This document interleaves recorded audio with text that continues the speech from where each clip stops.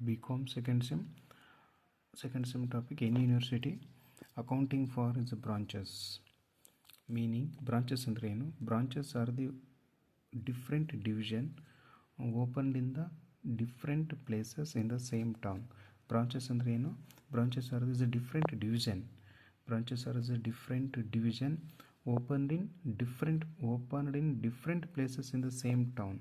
ಅಂದರೆ ಒಂದೇ ಟೌನಲ್ಲಿ ವಿವಿಧ ಸ್ಥಳಗಳಲ್ಲಿ ಬೇರೆ ಬೇರೆ ಡಿವಿಷನ್ ಆಗಿ ನಾವು ಓಪನ್ ಮಾಡ್ತಾ ಇದೀವಲ್ಲ ಅದನ್ನು ಬ್ರಾಂಚಸ್ ಅಂತ ಕರಿತೀವಿ.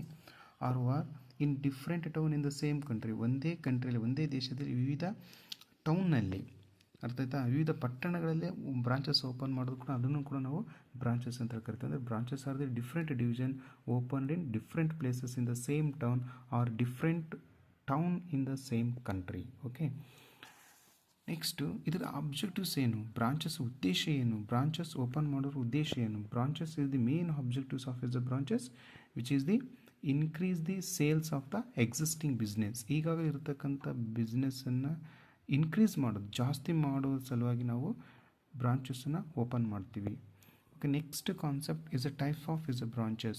There are two types of is a branches such as number 1 inland branches, another one is foreign branches. Okay, is inland branches, another one is foreign branches. Okay, let us discuss about the first one, inland branches. Inland branches andre ಏನು? Okay, inland branches andre ಏನಂದ್ರೆ inland branches are those branches which are opened within the country.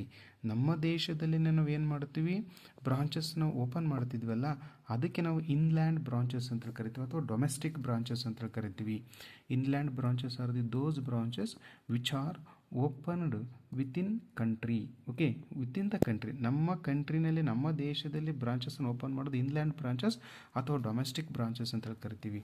Next inland branches can be two types. ನಾವು inland ಬ್ರಾಂಚಸ್ನ ಎರಡು ರೀತಿಯಾಗಿ ನೋಡ್ತಾ ಇದ್ದೀವಿ. Such as number 1 dependent branches, another one independent branches ಅಂತೇಳಿ. Dependent branches, another one is independent branches. Okay, let us discuss about dependent branches. Dependent branches ಅಂದರೆ ಏನು? A dependent branches means a branch which does not maintain its own set of books. ನೋಡಿ ಏನಂತ ಇಲ್ಲಿ dependent branch ಏನು ಮಾಡುತ್ತೆ ಅಂತಂದರೆ dependent branches. Okay, dependent branches means a branch which does not. Okay, ಇಲ್ಲಿ ಏನಂತಾನೆ which does not, which does not maintain its own set of books. ಅಂದರೆ dependent branches ಅಂತಕ್ಕಂಥದ್ದು ಇದು ಸ್ವತಃ ಬುಕ್ಸ್ ಆಫ್ ಅಕೌಂಟ್ಸ್ನ ಪ್ರಿಪೇರ್ ಮಾಡಲ್ಲ.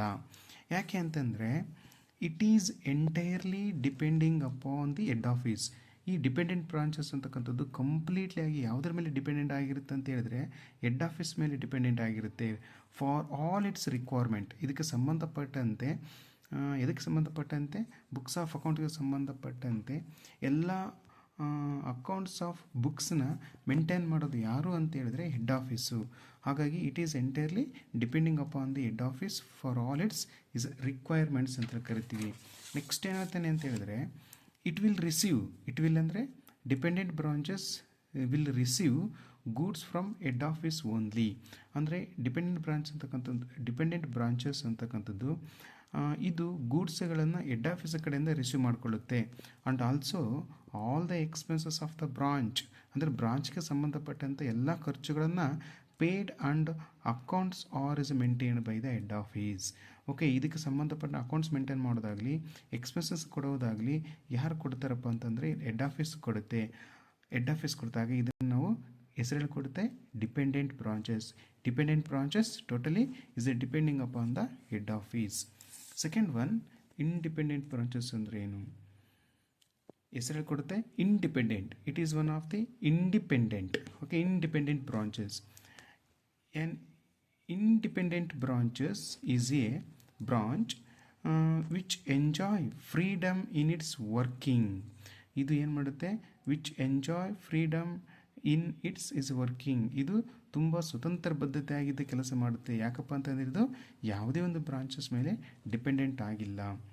An independent branches is allowed to purchase of goods from other parties besides getting goods from the head office. ನೋಡಿ ಹೇಳ್ತಾನೆ ಇಲ್ಲಿ, an independent branches is allowed to purchase goods from other parties besides getting the goods from the head office.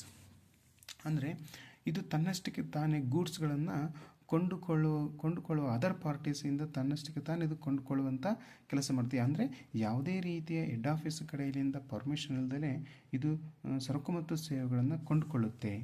ಹಾಗಾಗಿ it is allowed to make any expenses, ಇದಕ್ಕೆ ಸಂಬಂಧಪಟ್ಟಿರ್ತಂತೆ ಎಕ್ಸ್ಪೆನ್ಸಸ್ಗಳು ಮಾಡೋದಾಗಲಿ, it is allowed to make any expenses relating to its business without permission the head office. ಅಂದರೆ independent branches ಅಂತಕ್ಕಂಥದ್ದು ಇದಕ್ಕೆ ಸಂಬಂಧಪಟ್ಟಂಥ ಖರ್ಚುಗಳನ್ನು ಕೊಡುವುದಾಗಲಿ, ಟು ಇಟ್ಸ್ ಓನ್ ಬಿಸ್ನೆಸ್ ಅಂದರೆ it is allowed to make any expenses relating to its business. ಅಂದರೆ ಇದಕ್ಕೆ ಸಂಬಂಧಪಟ್ಟಂತೆ ಅಂದರೆ ವ್ಯವಹಾರಕ್ಕೆ ಸಂಬಂಧಪಟ್ಟಂತೆ ಎಕ್ಸ್ಪೆನ್ಸಸ್ಗಳನ್ನು ಪೇಮೆಂಟ್ ಮಾಡೋದಾಗಲಿ ಯಾವುದೇ ರೀತಿ ಹೆಡ್ ಆಫೀಸ್ ಪರ್ಮಿಷನ್ ತಗೊಳೋದಿಲ್ಲ. Because of this is a independent branches ಅಂತ ಕರೆಯೋದ್ರಿಂದ it is allowed to make any expenses relating its business without permissions is head office. Okay, ಯಾವುದೇ ರೀತಿ ಹೆಡ್ ಆಫೀಸ್ ಇದು ಪರ್ಮಿಷನ್ಸ್ನ ತಗೊಳೋದಿಲ್ಲ. And also it will maintain all books of accounts its own. ಆದರೆ ಇದು ಈ ವ್ಯವಹಾರಕ್ಕೆ ಸಂಬಂಧಪಟ್ಟಂತೆ ಎಲ್ಲ ಎಕ್ಸ್ಪೆನ್ಸಸ್ಗಳನ್ನು ಇದು ತನ್ನಷ್ಟಕ್ಕೆ ತಾನೇ ಪ್ರಿಪೇರ್ ಮಾಡುತ್ತೆ. It will maintain all books of accounts in its own. Okay, ಆದರೆ ಡಿಪೆಂಡೆಂಟ್ ಬ್ರಾಂಚಸ್ ಅಂತಕ್ಕಂಥದ್ದು which do not maintain any books of accounts without permission the head office ಅಂತ ಹೇಳಿದ್ವಿ. ಬಟ್ ಆದರೆ ಇದು ಇಂಡಿಪೆಂಡೆಂಟ್ ಬ್ರಾಂಚಸ್ ಏನು ಹೇಳುತ್ತೆ ಅಂದರೆ it will maintain all books of accounts on its is own. ಇದೇ ಸ್ವತಃ ಬುಕ್ಸ್ ಆಫ್ ಅಕೌಂಟ್ಸ್ನ ಪ್ರಿಪೇರ್ ಮಾಡುತ್ತೆ ಅನ್ನೋದು ನಿಮಗೆ ಗೊತ್ತಿರಲಿ. ಇವೆರಡು dependent and independent branches meaning ಆಯಿತು. ಸೆಕೆಂಡ್ ಒನ್ ಬ್ರಾಂಚಸ್ ಯಾವುದಪ್ಪ ಅಂತಂದರೆ ಫಾರಿನ್ ಬ್ರಾಂಚಸ್. ಏನಿದು ಫಾರಿನ್ ಬ್ರಾಂಚಸ್ ಹೇಳ್ಕೊಡುತ್ತೆ. ಫಾರಿನ್ ಬ್ರಾಂಚಸ್, ಈ foreign branches which is nothing but an independent branches. ಇದು ಫಾರಿನ್ ಬ್ರಾಂಚಸ್ ಅಂತಕ್ಕಂಥ ಒಂದು ರೀತಿಯಾಗಿ ಇಂಡಿಪೆಂಡೆಂಟ್ ಬ್ರಾಂಚಸ್ ಟೈಪೇ. ಆದರೆ foreign branches located in a foreign country. ಇದು ಈ ಫಾರಿನ್ ಬ್ರಾಂಚಸ್ ಅಂತಕ್ಕಂಥದ್ದು ಇದರ ಎಲ್ಲಿದು ಲೊಕೇಟೆಡ್ ಆಗಿದೆ, ಎಲ್ಲಿ ಬಿಸ್ನೆಸ್ ಎಸ್ಟಾಬ್ಲಿಷ್ಮೆಂಟ್ ಆಗಿರುತ್ತಪ್ಪ ಅಂತಂದರೆ ಫಾರಿನ್ನಲ್ಲಿ ಆಗಿರುತ್ತೆ ಅನ್ನೋ ಗೊತ್ತಿರಲಿ. Foreign branches one of the important distinction between an independent branches located in home country. Located ಎಲ್ಲಿ ಆಗಿರುತ್ತಪ್ಪ ಅಂತಂದ್ರೆ ಹೋಮ್ ಕಂಟ್ರಿಲಿ ಇರುತ್ತೆ, ಅಂದರೆ ಡೊಮೆಸ್ಟಿಕ್ ಕಂಟ್ರಿಲಿ ಇರುತ್ತೆ.